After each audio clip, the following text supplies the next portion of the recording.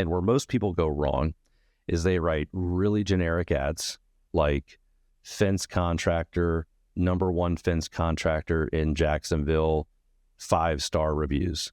Then who gives a shit? Generally speaking, we've been able to increase click-through rates by about 100% when we take over another agency's ads.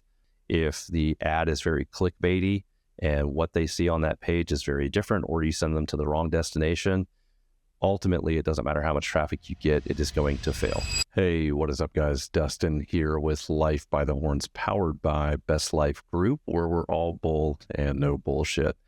So today, I'm actually flying solo. Blake is out sick and we don't have any guests, but I did want to take the time to talk about one of the coolest and my favorite platforms or things that we do inside of our marketing agency, which is paid search. And I'm not going to get super specific in regards to Google, YouTube, Facebook, Instagram, TikTok, or any specific platform. But I can say that paid search by far is one of my favorite things that we do because it can drive such a significant result for clients in an extremely timely manner. So what that basically means is their time to value is exponentially increased compared to SEO and other offerings.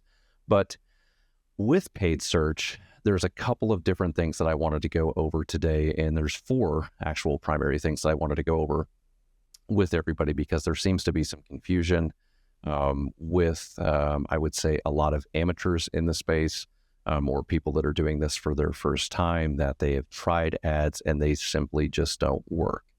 And so let me go over the 4 things that we pay the most attention to, or the things that I believe are the most important when setting up paid search campaigns. And hopefully this provides some value for you.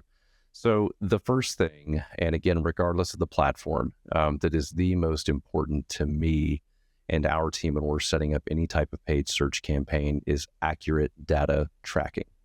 And the reason that that is so important is if you do not set up pixels, set up tags via Google Tag Manager, if you are not setting up conversion tracking correctly, if you're not using Google Analytics, etc., what ends up happening is you're basically just flying blind. I mean, you're pissing in the wind, hoping for the best. You're spending money in something.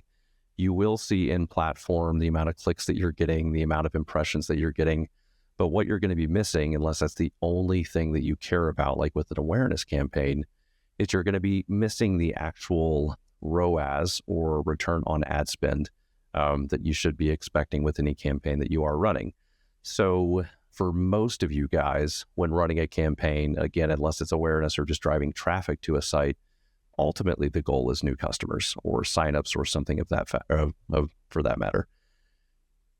Generally, if we're dealing with an e-commerce company, what they're looking for is they're looking to pay attention to what their costs were versus the amount of purchases that they've had. So that is something that we consider ROAS, so return on ad spend.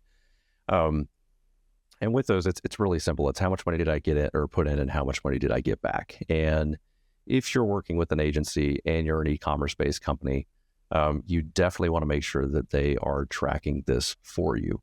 And the reason being is you've got to make sure that your cost to acquire a customer is in line with your business model so that you're actually profitable.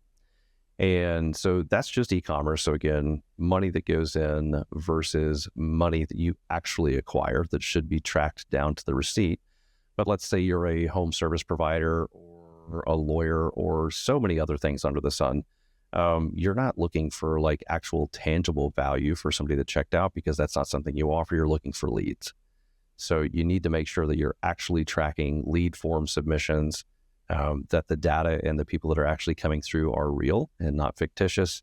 And that clearly is super important to you as well.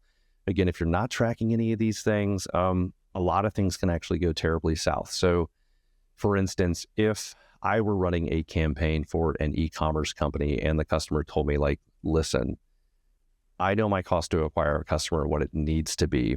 And so I need to get at least a 5-to-1 return on my ad spend. So that means for every $1 I put in, I've got to get at least $5 back to be profitable.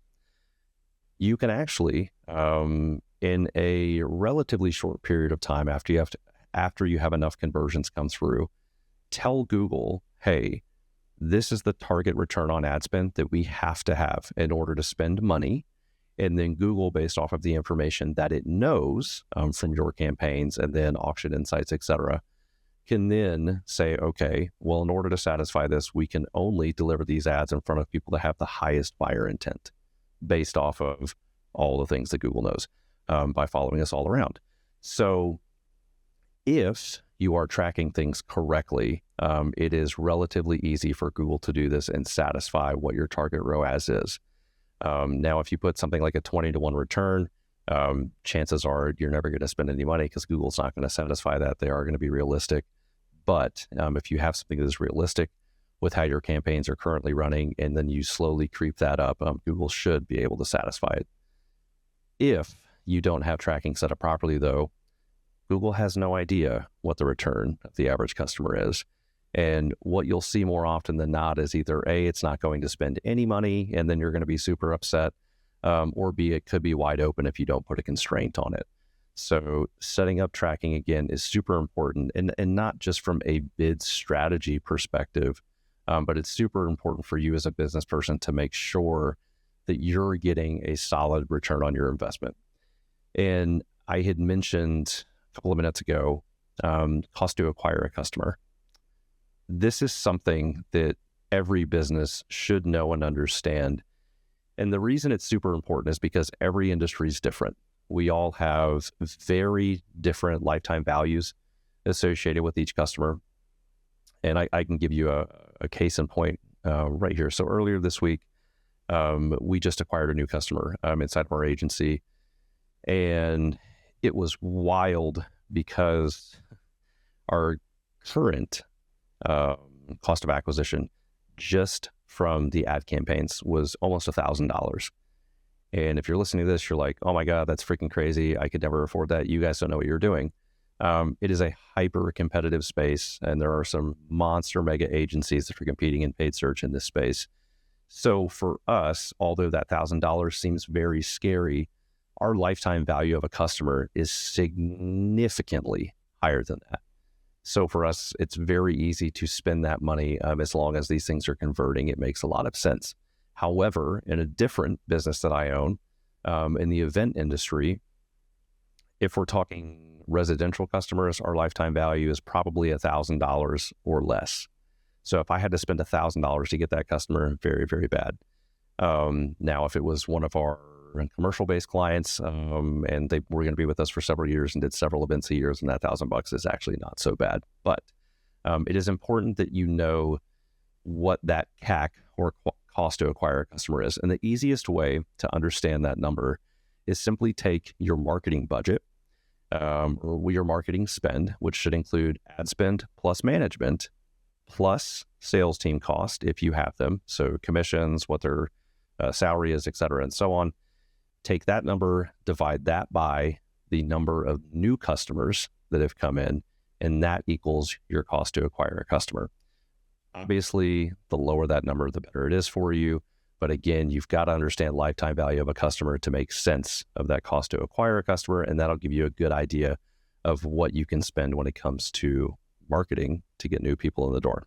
So outside of data tracking, and again, super, super important, the next most important thing to me is to make sure you have really compelling ad copy. And where most people go wrong is they write really generic ads like fence contractor, #1 fence contractor in Jacksonville, 5-star reviews. Who gives a shit? There's nothing really compelling about that whatsoever. It's extremely watered down and vanilla compared to what good copy would look like. The good news for most people listening to this, though, is that all of your competitors, for the most part, write ads just like that. And even if they have an agency, they're super boring. My general rule of thumb, and this is going to be way more in line with Google search as far as this rule of thumb is that the first headline needs to be something that contains the keyword in which people are looking for, but it shouldn't just be like fence contractor. It should be most trusted, voted number one, something that drives more clicks, but the reality is just the psychology of it, more trust. You want to stand out in some way, shape, or fashion. The following 1 to 2 headlines, and I say 1 to 2 because in mobile, you're generally only going to display 2. On desktop, you'll probably see 3. But the following 1 to 2 headlines should be things that are very benefit heavy. We speak to it, we call it marketing muscle inside of BestLyfe Group. So what I mean by that is, what are the things that the company does that are better than everybody else, or what benefits or advantages do people have by working with said company versus the competition? So these could be super simple things. It could be that you've got 1,500 plus 5-star reviews. Again, that drives trust. It could be that you offer free delivery so that your pricing's more transparent. It could be that you were voted Tennessee's best. I would mention that in there. So again, what we're trying to do is put things in there that position you better than the competition, that drive more trust from the consumer so they're more likely to click on your ad. The other thing to make sure to do, especially with descriptions and those kind of things, make sure that you have a clear call to action so that people actually know what to do from the ad. Now, in most cases, they know to click on them, but a clear call to action, whether it be order now, get a quote, whatever these call to actions may be, make sure that there's something in there so that you're driving a very, very clear directive so that there's no confusion from the consumer standpoint. The other thing that I can tell you, though, from experience, especially when we've taken over other marketing agencies' campaigns or taken over campaigns from somebody who is running them by themselves, generally speaking, with really great headlines, we can increase click-through rates by 100% or more.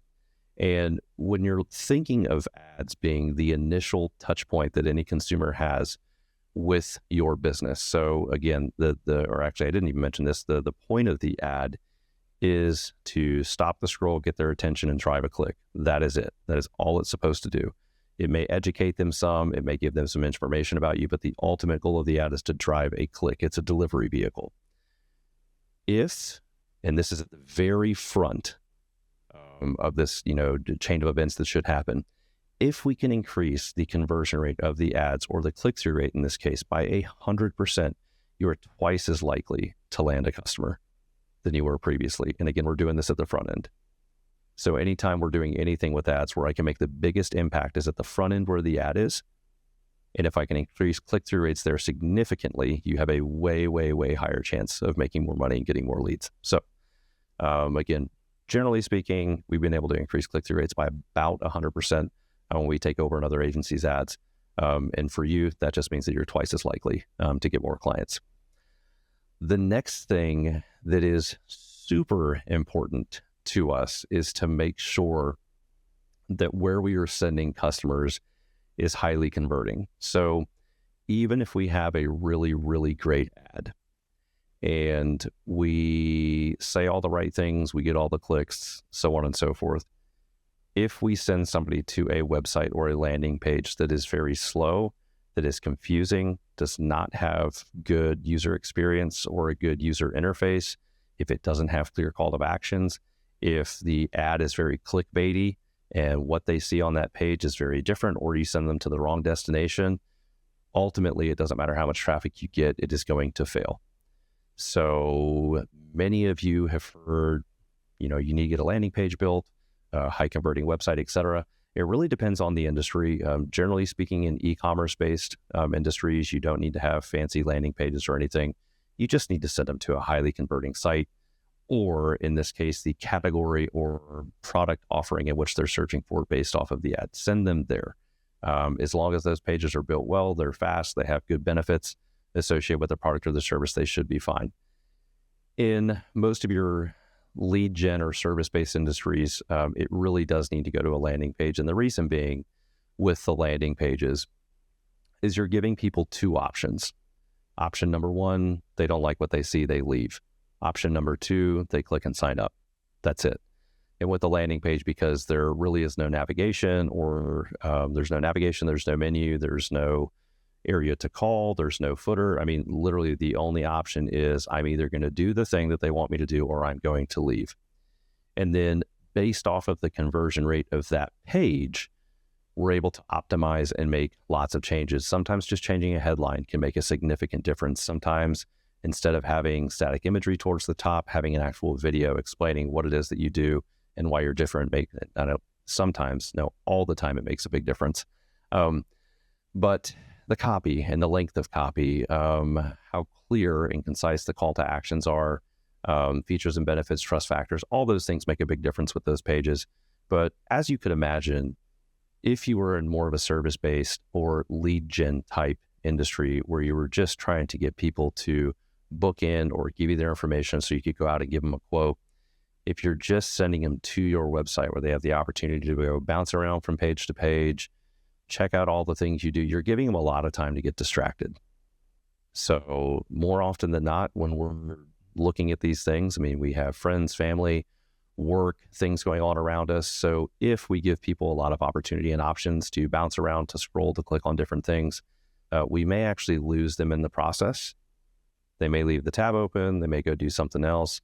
But again, the best thing that we can do is limit the amount of choices that they have. And if we can limit it to 2, they either leave or they sign up. That's where you're going to have the biggest opportunity to convert the most customers. The last thing that I've got, which is super, super important, because I've seen many people do the first 1 through 3 pretty well. And then they come to us and say, hey, I had so-and-so set this up, or I set this up. It was performing pretty well for a period of time, and it's terrible now. Like, I don't know what happened. We didn't change anything, and it's just turned to complete crap. So no matter the ad platform that you use, eventually you are going to get ad fatigue with your ads, especially in Meta or Facebook and Instagram world and some of the social platforms. Google, not as much, but especially in some of the other platforms. So the worst thing you can do is the old set it and forget it model. It will work for a couple of weeks, potentially a couple of months. However, in platforms such as Google Ads, on a weekly basis, they are sending you optimizations in which they believe you should do. You should not do everything that they say for many reasons, and I can get into that in a different podcast. But at a minimum, even if you don't agree or your agency doesn't agree with what those optimizations are, you should at least dismiss them. Some of them are great. Again, some of them are not, but you should at least dismiss the ones that don't make any sense and then do the ones that do make a lot of sense. That there are some actual fruits and good stuff that come from some of their suggestions or optimizations. But if you just completely ignore them all the time, what you're basically telling the platform is like, hey, I'm not here, I don't care. Not a good place to be. I mean, the same thing goes with GBPs, the same thing goes with websites. If it's consistent to where you're not updating content, you're not inside of the platform, you're not making changes and doing things, you're basically telling the platform, hey, I'm not a real business, I don't care. Not a great idea. Outside of that, though, inside of these platforms, what you should be doing, you need to be A/B testing different landing pages that you're sending people to, different headlines and copy, different videos, different graphics, different creatives as a whole. If you're not doing those things, the reality is you're just being a lazy marketer. And I know a lot of you, especially if you're running your own business and doing this, don't have enough time to do this. And that's why I'd highly recommend hiring somebody to do it for you. It's way cheaper than you burning through time. But if you're not split testing and trying lots of different things, chances are you're not getting the return on ad spend or the leads that you really want or need. Because at the end of the day, even if you think the headlines are good and the landing page is good and everything you're doing is great, it doesn't matter what you think. It matters what the consumer thinks and the person that's clicking on it. So generally speaking, running a lot of different variants of an ad makes a lot of sense. And it could be lots of different headlines. It could be lots of different descriptions, many different creatives. And then over time, if you pay attention to the different ads as they run, you'll be able to see what the consumers actually like. And best case scenario, you turn off the ones that aren't performing well and you double down on the ones that really are. But that's all I've got for you guys today. Just wanted to share a little bit of feedback about ads or paid ads in general. It is not something that you just go in and you turn on a switch and you make a bunch of money. You've got to make sure you're tracking your data correctly.